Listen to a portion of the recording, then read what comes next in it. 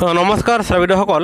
চৰকাৰী কৰ্মচাৰীসকলৰ তেওঁলোকৰ দৰমহা কৰ্তন কৰা হ'ব হয় শ্ৰবিদসকল এয়া শেহতীয়া জাননী আমি লৈ আহিছোঁ আপোনালোকৰ মাজত আপোনালোকে অসমৰ যিকোনো জিলাৰ বাসিন্দা নহওক কিয় আপোনালোকৰ দৰমহা কৰ্তন কৰা হ'ব বিশেষকৈ আপোনাৰ বাক্সা জিলাৰ 126 জন এনেকৈ চাব আপোনালোকে পোষ্ট মাৰি চাব পাৰিব বিশ্বনাথ বঙাইগাঁও কাছাৰ চৰাইদেউ চিৰাং দৰং গোৱালপাৰা এনেকৈ আপোনাৰ সকলোবোৰ জিলাৰেই অন্তৰ্ভুক্ত কৰা আছে আৰু যাৰ ফলত এয়া চাব 4,907 জন কৰ্মচাৰীৰ দৰমহা কৰ্তন কৰা হ'ব আৰু এই দৰমহা কৰ্তন কৰা হ'ব বিশেষকৈ আপোনাৰ দেখা গৈছে যে বহু সময় ধৰি চৰকাৰী কৰ্মচাৰীসকলে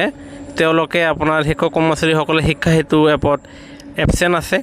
আৰু সেয়েহে তেওঁলোকৰ চেলাৰীখিনি হোল্ড কৰি ৰখা হৈছে আৰু সেয়েহে বিভাগীয় কৰ্তৃপক্ষক ইয়াৰে জনোৱা হৈছে যে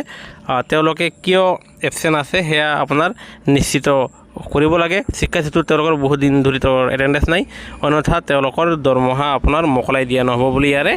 জনোৱা গৈছে সেয়েহে গুৰুত্বপূৰ্ণ শিক্ষক কৰ্মচাৰী ভিডিঅ'টো আপোনালোকৰ আন বন্ধুবৰ্গলৈ শ্বেয়াৰ কৰিব আনহাতে চৰকাৰী কৰ্মচাৰী আৰু পেঞ্চনাৰৰ সৈতে জড়িত পৰ্যটক সেইটো খবৰ তথ্য পাবলৈ আমাৰ চেনেলটো ছাবস্ক্ৰাইব কৰিবলৈ নাপাহৰিব ভিডিঅ'টো চাব ধন্যবাদ।